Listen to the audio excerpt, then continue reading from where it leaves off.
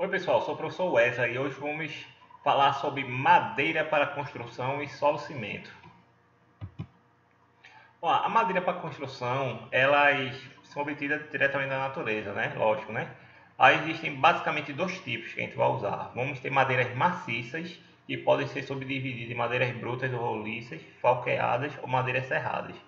E madeiras industrializadas, que são as madeiras laminadas e coladas e a madeira compensada, certo?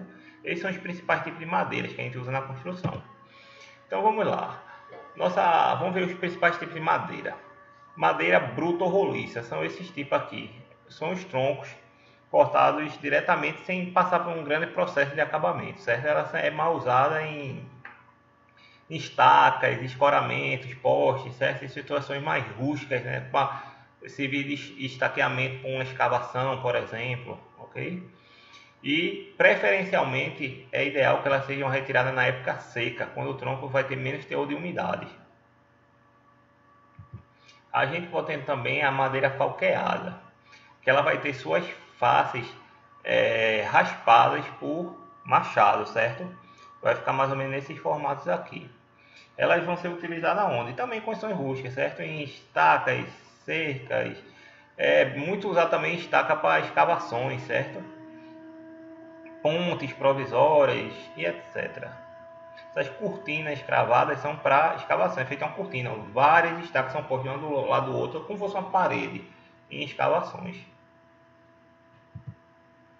Nós também temos a madeira serrada, que é a madeira mal utilizada na construção civil, né? A maioria é serrada, já industrializada. Madeira serrada só, que é a madeira bruta serrada, né? Aí pega um tronco e corta nas mais diversas dimensões, já padronizadas que a gente usa, tá bom? Essas madeiras pode ser, ó, ela é usada na construção para madeiramento de coberta, é usada para para fazer a estrutura de concreto armado, em diversas situações. Na construção ela é utilizada. É madeira bruta, né? Só que serrada em dimensões padronizadas. Nessa tabela aqui a gente vê algumas dimensões padrões. A gente pode adquirir essas madeiras serradas por polegadas ou centímetros. Hoje em dia o pessoal está começando a usar muito centímetros, mas ainda tem muitos lugares que se você falar em centímetro não vai entender, você vai entender por polegada e vice-versa. Mas dá no mesmo. Qual é a correlação aí? Uma polegada são 2,5 cm. Você vai fazer essa correlação. Por exemplo, eu posso ter uma tábua de muito comum, que a gente tem a tábua de 1 por 12. Então ela tem 1 polegada de altura, né? Você olha a seção dela, por 6 polegadas de comprimento, que por 12 polegadas de comprimento, que equivale ao quê? A 2,5 cm de altura e 30,5 cm de comprimento, tá bom? Então tem vários tipos, tem taiba, caibro, viga, planchão, vai depender da aplicação que a gente vai ter, certo? Essas foram as madeiras brutas, né? A gente tem também as madeiras laminadas, né? As industrializadas. Um exemplo que a gente tem é a laminada e colada, que é essas aqui. Não sei se vocês já viram por aí, mas não é muito comum usar aqui no Brasil, né? Ela é mais comum em outros países, certo? Países que tem, tipo nos Estados Unidos, a gente vê aquelas cartas de madeira, coisa e tal, é mais comum de usar. A gente não usa muito ela aqui, mas ela tem alta resistência, certo? Ela possui uma resistência muito boa. Então ela é feita o quê? São várias lâminas de em torno de 1,5 cm, 2 centímetros, 3, certo? E são todas coladas para ficar como se fosse uma viga de madeira, certo? Quando aumenta a altura, ela começa a adquirir muita resistência. E a outra que a gente tem industrializada, muito comum também, que a gente vê por aqui, são a madeira compensada, né, que é utilizada em portas, prateleiras, em madeirites, né, na construção civil. Vai ser mais comum eu utilizar ela em portas, certo? E utilizar ela também naqueles madeirites que usa para fazer a forma, para laje, para pilar, forma para estrutura em concreto armado em geral, né? Tapume de obra também, né, que é aquela cerca de madeira fechando a obra enquanto está construindo, tá bom? Então, essas madeiras, quando ela vai ter uma função estrutural, por exemplo, eu posso usar aquelas madeiras serradas para uma coberta, posso usar a madeira mais grosseira para uma estrutura mais rústica, uma cabana. Então, se eu for usar para uma função estrutural, eu tenho como calcular qual vai ser a resistência que ela vai ter, para poder dimensionar qual a madeira adequada para cada situação. E a norma divide as madeiras em três categorias: primeira, segunda e terceira. onde a primeira é a madeira perfeita, que não tem defeito, falha, é a mais perfeitinha, certo? Sem defeito, falha, nada.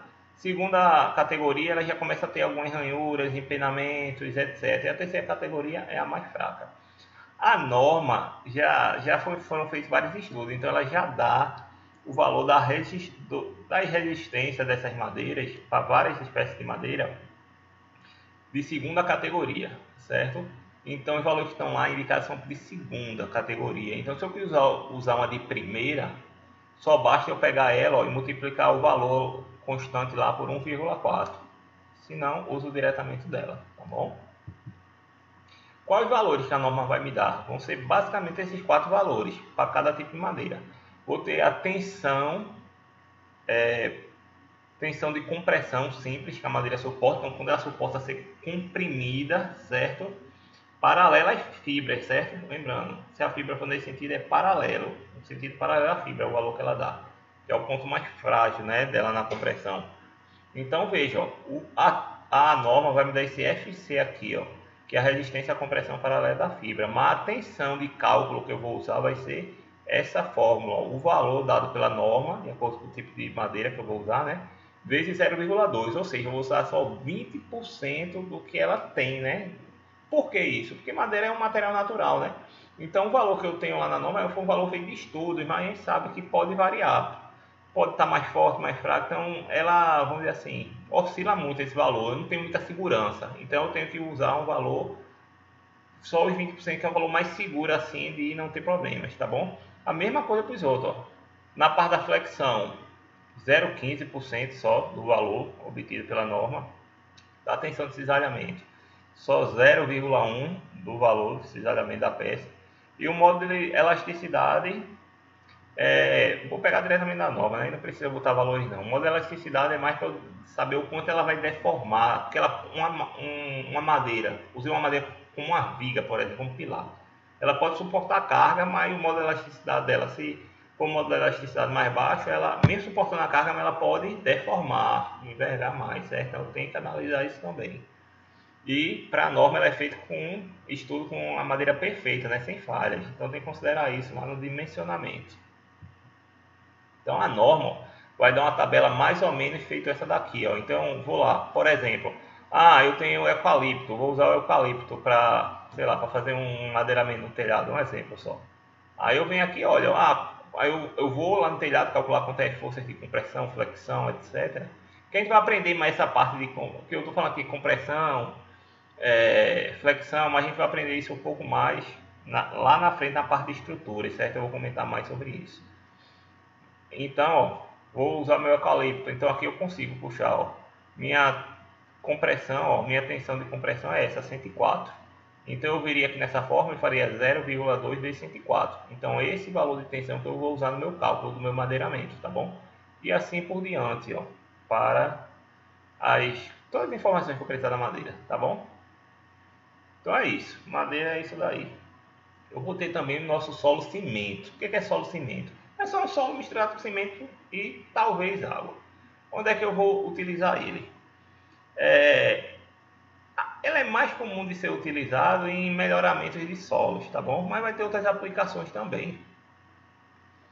Ele, geralmente, o traço dele comum, que a gente vai usar assim, para o melhoramento de solo, é de 1:12, certo? Construções simples. Já quando é obra de grande vulto, aí já muda. Eu tenho que ser feito estudos para saber o traço adequado, certo? Já com um laboratório especializado, é feita a mistura do solo. Qual a vantagem do solo cimento? Eu usar um solo local, certo? E eu uso o cimento só para melhorar, manter ele mais compacto, melhorar um pouco a resistência dele, né? Uma grande vantagem é usar o solo local, tá bom? Então por isso ele não é constante, né? Por isso que para obra de maior vulto eu não posso dizer, usa um traço de 1:5, por quê? Vai depender do solo local. Então eu tenho que extrair uma amostra do solo local e fazer estudos de laboratório para ver, qual é o traço adequado para ter a resistência que eu vou precisar. Por exemplo, uma estrada. Eu posso ter uma estrada que eu vou ter que substituir o solo e vou usar o solo local, para não ter que transportar num lugar longe, né? Eu vou pegar junto da pista. Então eu tenho que estudar esse solo para ver se ele é adequado para essa aplicação. Então aqui eu tenho alguns exemplos, ó, de utilização do solo cimento. Pode ser feito aqui para estradas, ó. Pego, misturo um solo local com cimento e aplico, tiro o solo local mais compressivo e boto ele no lugar para reforçar. A fundação também, eu posso, por exemplo, o solo da fundação é ruim, cavo lá, tiro o solo local e substituo por um solo cimento antes de minha fundação. Pode ser usado para muros de arrimo também, ó. Pode ele todo ensacadinho. Então, quando o cimento já seco, quando o cimento entra em contato com ar, ele já com a umidade do ambiente, né? Ele já vai pedrificando, né? E ganha uma resistência boa. Então é basicamente feito por isso aqui, ó, solo, cimento e água. Também ele pode ser feito os tijolos ecológicos, tipo aquele tijolo de adobe, né? Posso ter o tijolo só de cerâmica, só de argila puro. Eu também posso dar um reforço nele botando cimento. Eu vou deixar ele um pouco mais forte, certo? Então aqui tem um exemplo. Já que está até bem feito, né? Visualmente está bem legal, tá bom? Então pronto, isso é o solo cimento. Ele é usado mais ou para construções mais rústicas, né? Tipo esses tijolos aqui, construções mais rústicas, mais simples, para ver se está bem feito, né? E principalmente, quando ele é mal utilizado, realmente é para reforço de solo, principalmente em estradas, tá bom? E em algumas fundações de edificações. Bom, então encerramos aqui nosso assunto. Eu tentei sintetizar ao máximo as principais informações sobre a nossa madeira para construção solo cimento, certo? Mas estou à disposição para tirar qualquer dúvida. É só entrar em contato comigo que eu responderei. Se eu não souber, procurarei saber e passarei a resposta para vocês, tá? Obrigado pela atenção e tchau!